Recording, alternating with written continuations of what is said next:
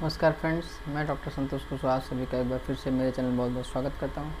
दोस्तों, आजकल दाँत खाज खुजली की समस्या बहुत ज़्यादा बढ़ गई है क्योंकि मौसम बदल गया है, बरसात का मौसम है, इसलिए ज़्यादातर लोग इस बीमारी से परेशान हैं। तो आज हम इस बीमारी पर ही चर्चा करेंगे।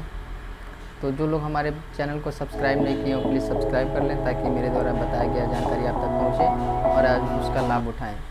तो चलिए शुरू करते हैं।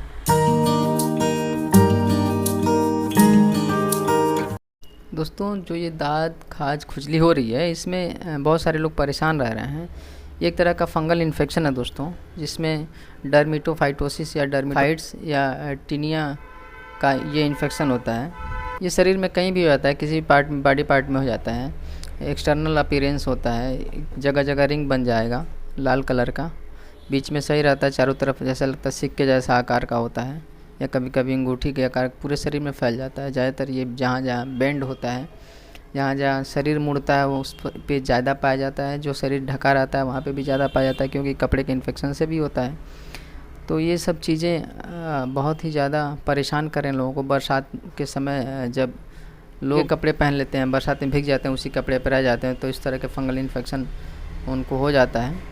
इसमें खुजली बहुत ज़्यादा होता है, जलन होता है, खुजली करने पे अच्छा लगता है, उसमें पानी निकलता है। तो ये सब चीज़ें बहुत सारी समस्याएं होती जा रही हैं, बढ़ती जा रही हैं। तो दोस्तों, इसमें हमें कई प्रिकॉशंस इसमें करने। कभी कभी ऐसा होता है कि रात को जब हम ड्यूटी से जाते हैं दोस्तों, तो उस समय अगर जब कपड़ा निकालते हैं तो बहुत ज़्यादा खुजली होता है, बहुत परेशान हो जाते हैं। कभी कभी कई लोग तो ऐसे होते हैं कि किसी ठोस वस्तु लेके उसको उससे खुजली करते हैं ताकि उनको आराम मिले। बहुत ऐसे लोग होते हैं जिनके पूरे सर में हो जाता है, बाल झड़ने लगते हैं। तो इसमें कभी कभी ऐसा होता है कि जो बॉडी पार्ट पे पाया जाता है, एक्सटर्नल मतलब ऊपर, कमर से ऊपर या पैरों में, तो उनमें टीनिया कार्पोरिस होता है। और जो ग्रोइंग रीजन में, यानी जो हमारे जेनाइटल्स हैं, वहाँ पे पाए जाते हैं बहुत ज़्यादा लोगों को, थाई में, कमर के नीचे, तो उनको बोलते हैं टीनिया कोरिस। दोस्तों, हम इसमें कॉज की बात करते हैं, क्या कारण है कि ये फंगल इन्फेक्शन दाद हमें हो जाता है। तो इसके कई सारे रीजन्स होते हैं। इसमें जो रीजन्स ये होते हैं कि जब भी हम कोई गीला कपड़ा पहन लेते हैं या बारिश में भीग जाते हैं, वही कपड़ा पहन के हम रह जाते हैं दोस्तों, तो बहुत ज़्यादा चांसेस होते हैं कि हम दाग और फंगल इन्फेक्शन से ग्रसित हो जाएं और हमें ये बीमारी हो जाए, क्योंकि ज़्यादातर फंगल जो होते हैं वो नमी के कारण ही उगते हैं। तो ये एक बहुत बड़ा कॉज होगा जो हमको दाद और फंगल इन्फेक्शन से ग्रसित करने के लिए। दूसरा जो रीजन्स होते हैं, वो अगर हमारे परिवार में या हम कहीं गए हों जहाँ पे ऐसे लोगों को इस बीमारी से पीड़ित लोग हैं और हम उनके कपड़े या टॉवेल या उनका बेड शेयर कर लिए, तो इसकी वजह से भी दोस्तों ये बीमारी हमको होने के बहुत ज़्यादा चांसेस होते हैं। अगर हमारी इम्यूनिटी अगर कमज़ोर है या वीक है, तो हमको बहुत ही ज़्यादा और जल्दी से ही ये बीमारी हो जाती है। अगर किसी की इम्यूनिटी जो होती है वो अच्छी होती है, मजबूत होती है, स्ट्रॉन्ग होती है, तो उनको बस थोड़े से रेसेस होते हैं और उसके बाद वो ठीक हो जाता है। लेकिन जिनकी इम्यूनिटी कम है उनको ज़्यादा होने के चांसेस ज़्यादा होते हैं दोस्तों। उसके बाद अगर हम बहुत ज़्यादा फ़िश और अंडे लेते हैं, तो उसकी वजह से भी, या फ़ास्ट फूड वगैरह ये सब चीज़ें लेते हैं, तो इसकी वजह से भी हमें ये सब चीज़ें होने के चांसेस ज़रूर होते हैं। क्योंकि पहले से अगर हमें ये बीमारी रही हो और ये सब चीज़ ले रहे हैं, तो वो दोबारा रीग्रोथ हो जाती है दोस्तों। क्योंकि ये सब एक तरह का संक्रामक रोग है, एक से दूसरे लोगों में फैलता है। किसी का हम कंघी यूज कर ले रहे हैं, किसी का अगर मोबाइल है, अगर उसको ये दिक्कत हो रही है, उसका मोबाइल हम बार बार लेके यूज़ कर रहे हैं, तो भी हम ये चांसेस होते हैं कि बहुत ज़्यादा कि हम उस बीमारी से अफेक्टेड हो जाएं। जब भी ये बीमारी किसी को हुई हो तो उसे खुजली नहीं करना चाहिए, बार बार वहाँ हाथ नहीं रखना चाहिए, क्योंकि उसके जो फंगस होते हैं वो नाखून के रास्ते एक जगह से दूसरे बॉडी पार्ट पे बहुत जल्दी पहुँच जाते हैं और ये बीमारी बहुत तेज़ फैलती है दोस्तों। तो ये सब प्रिकॉशंस हमें यूज़ करना चाहिए। जो भी कपड़े होते हैं, हमें साफ़ सफाई का ध्यान रखना चाहिए, साफ़ कपड़े पहनने चाहिए, दूसरे का कपड़ा यूज़ नहीं करना चाहिए, दूसरे का बेड शेयर नहीं करना चाहिए, क्योंकि ये बीमारी उसी से ज़्यादा फैलती है दोस्तों। अब हम इसकी बात करते हैं, इसमें सिम्टम्स क्या होते हैं दोस्तों। इसमें जो सिम्टम्स होते हैं, इसके बहुत ज़्यादा खुजली होता है पूरे बॉडी में, जहाँ जहाँ भी ये समस्या हुआ है।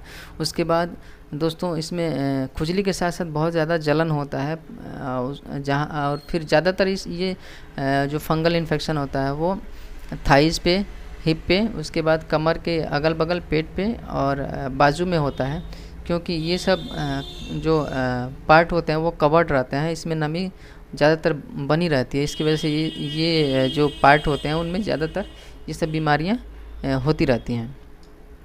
खुजली के साथ साथ बहुत ज़्यादा उसमें जलन होता है दोस्तों, पूरे रेड कलर का पैचेज बन जाता है, चारों तरफ इरप्शंस हो जाते हैं, वो धीरे धीरे बढ़ते जाता है दोस्तों अब हम बात करते हैं होम्योपैथी की कौन सी ऐसी दवाएं हैं जो इनको ठीक कर सके या इसको काफ़ी जल्दी क्योर कर सके दोस्तों। तो इसमें पहली मेडिसिन जो हैं वो बेसिलिनम 30 है दोस्तों। तो बेसिलिनम 30 जो मेडिसिन होती हैं उनको हम हफ्ते में एक बार एक डोज लेना होता है। उसके बाद जब एक हफ्ते हम एक डोज ले लेते हैं तो दूसरे हफ्ते से लेके और एक महीने तक हमको लगभग 4 हफ्ते तक हमको दोस्तों 200 पावर का एक डोज हर हफ्ते में हमको लेना चाहिए। उसके बाद जब ये चारों डोज कंप्लीट हो जाए दोस्तों, तो लगभग 2 से 3 महीने तक हमको 1 एम का पर महीने 1 एम हमको एक डोज लेना चाहिए। इससे क्या होता है कि जो भी बॉडी में फंगल्स है उनको ये धीरे धीरे क्या करता है, एकदम के लिए रिमूव कर देता है, और पहले से भी अगर कोई दिक्कतें होती हैं तो उनको भी ये ख़त्म कर देता है, और वो जो भी पेशेंट होता है वो हमेशा के लिए क्योर हो जाता है दोस्तों अगला मेडिसिन है सल्फ़र 30। सल्फ़र का जो मेडिसिन होता है वो एंटीसोरिक मेडिसिन होता है। बॉडी में किसी तरह की गंदगी होता है उसको वो बाहर करता है दोस्तों। बहुत अच्छी मेडिसिन है सल्फ़र 30 का। 5 बूंद हमको पर डे सुबह खाली पेट लेने होते हैं। ये बहुत अच्छी मेडिसिन है। इसमें जो पेशेंट होता है उनको खुजली बहुत ज़्यादा होता है।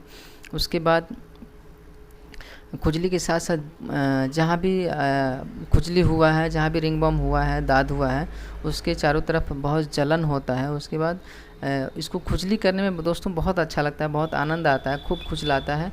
खुजली इतना ज़्यादा करता है कि कभी कभी ब्लड आ जाता है, वहाँ से पानी निकलने लगता है। जो पानी आता है वो चिपचिपा होता है, और ये पेशेंट होता है उसको मीठा खाने की बहुत ज़्यादा डिज़ायर होती है। तो अगर इस तरह की कंडीशन आती है तो ये दवा ज़रूर आपको लेना चाहिए दोस्तों। काफ़ी बेनिफिशियल मेडिसिन है।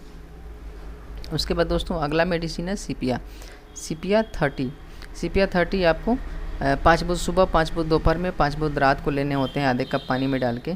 बहुत अच्छी मेडिसिन है दोस्तों। इसमें जो स्पेशली रिंग वर्म के लिए ज़्यादा आते हैं। जो दाद होती है, जो फंगल इन्फेक्शन होता है वो राउंड हो जाता है। उसके बाद पूरे बॉडी में धीरे धीरे फैलने लगता है, रेड कलर का होता है, और खुजली बहुत ज़्यादा होता है।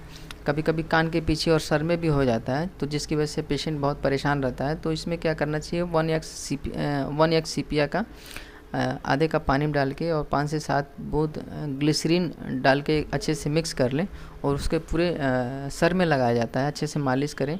ये लगभग 2 से 3 महीने तक ऐसा ज़रूर करें, ताकि जो भी फंगल इन्फेक्शन है वो तो ख़त्म हो ही जाता है दोस्तों। साथ साथ अगर रूसी की प्रॉब्लम होती है तो वो भी हमेशा के लिए ख़त्म हो जाती है। तो ये भी काफ़ी अच्छी मेडिसिन है, तो इसको हमें ज़रूर यूज़ करना चाहिए दोस्तों। अगला मेडिसिन है दोस्तों टेलुरियम 200। इसका 5 बूंद हमको 3 टाइम लेना होता है पानी में डाल के, सुबह दोपहर शाम को आधे कप पानी में डाल के लेने होते हैं। ये भी काफ़ी अच्छी मेडिसिन है। इसमें भी जो भी रिंगवर्म होता है वो थाई पे, कान के पीछे और कमर पे हो जाता है, वो भी खुजली बहुत ज़्यादा होता है, जलन होता है इसमें। उसके बाद इसमें जो भी खुजली होता है, दाद होता है, उसमें से चिपचिपा पानी निकलता है, तो इसके भी बहुत अच्छे रिजल्ट्स आते हैं। तो इसको भी आपको ज़रूर लेना चाहिए दोस्तों। बहुत अच्छी मेडिसिन है दोस्तों। अगला मेडिसिन है एस्केडिन, भार्गवा का आता है, एस्केडिन ड्रॉप आता है। उसको आपको 20-20 बूंद पानी में डाल के 3 टाइम पीने होते हैं।